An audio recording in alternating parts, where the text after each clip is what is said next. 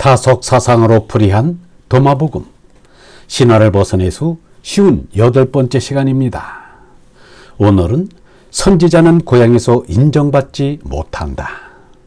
선지자는 고향에서 인정받지 못한다라는 제목으로 말씀드리겠습니다. 경애하는 얼번 여러분, 도마복음 31번째 말씀은 이러합니다. 말씀 30일 예수가 말하기를 선지자는 선지자의 고향에서 선지자로 받아들여지지 않는다. 의사가 의사 자신을 아는 이들을 치료하지 못한다. 이 말씀과 비슷한 내용이 성경의 사복음에 나옵니다. 예수께서 저희에게 말씀하시되 선지자가 자기 고향과 자기 집 외에서는 존경을 받지 않음이 없느니라. 마르코 복음도 마테오 복음과 내용이 같습니다. 마테오 복음보다 먼저 쓰인 마르코 복음을 마테오 복음이 끌어다 쓴 것이기 때문입니다. 루가 복음과 요한 복음도 선지자 관련 말씀이 비슷하게 전개됩니다. 루카 복음에는 사실 어떤 예언자도 자기 고향에서 존경을 받지 못한다 라고 되어 있습니다. 요한복음에는 예언자는 자기 고향에서 존경을 받지 못한다 라고 되어 있습니다. 다만 사복음서에는 없는 의사의 비유가 도마복음에 오롯이 등장합니다.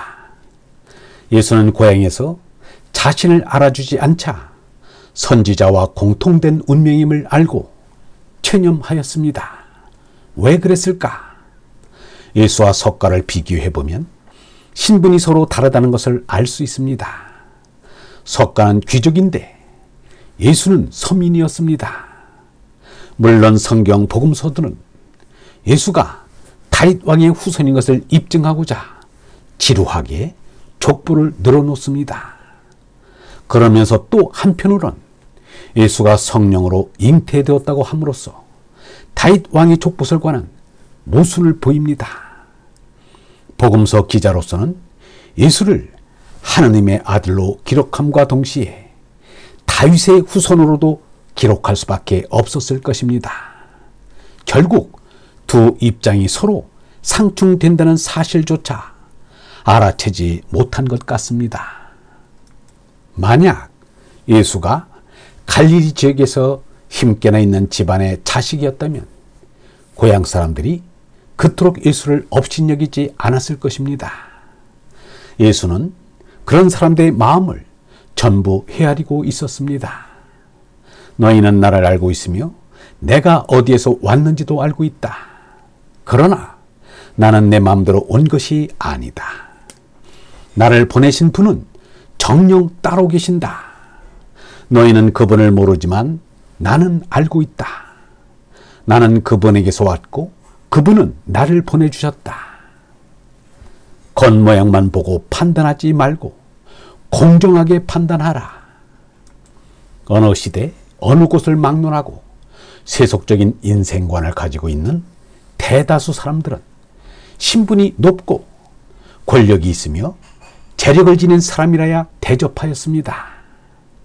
그런데 예수는 권력과 재력이 있는 집안의 자식도 아니요 스스로 출세하여 사회적 지위가 높은 사람도 아니니 도통 대접을 받을 수가 없었습니다. 집안 사람들조차 예수를 알아주지 않았으니 고향 사람들이야 말해 무엇하랴. 이 사람이 마리아의 아들 목수가 아니냐. 야고보와 요셉과 유다와 시몬의 형제가 아니냐. 그 누이들이 우리와 함께 여기 있지 아니하냐 하고 예수를 배척한지라. 그렇다고 이스라엘 나라 사람들이 알아줬는가? 지금에 와서야 예수를 모르는 사람이 거의 없지만 과연 예수를 똑바로 알아주는 이가 몇이나 될지 궁금합니다. 현실적으로 예수가 가르쳐준 언라를 깨달아야겠다고 하는 사람이 거의 없지 않은가? 입으로만 예수의 가르침을 쫓고 있는 것입니다. 유영문은 지금의 크리스천들을 보고 참으로 안타깝고 답답하다는 심경을 토로하였습니다. 예수를 좀 알겠다고 하고 지금 믿는다고도 한다. 죽는 것이 무엇인지 사는 것이 무엇인지도 모르고 상대적으로 남에게 빠지지 않고 사는 것이 은혜이고 믿는 것인 줄 알고 있다. 답답하기 짝이 없다. 헤프게 예수를 알려고 하고 또 헤프게 예수를 가르치고 있다. 예수는 오직 하느님이 자신을 알아주는 것으로 만족하였습니다. 세상 사람들이 몰라주는 것을 탓하지 않았습니다. 공자도 이렇게 말했습니다. 나를 알아주지 못하는구나. 하느님 원망도 않고 사람 탓도 않고 아래 것을 배워 위에까지 다다르니 나를 아는 이는 하느님이시다.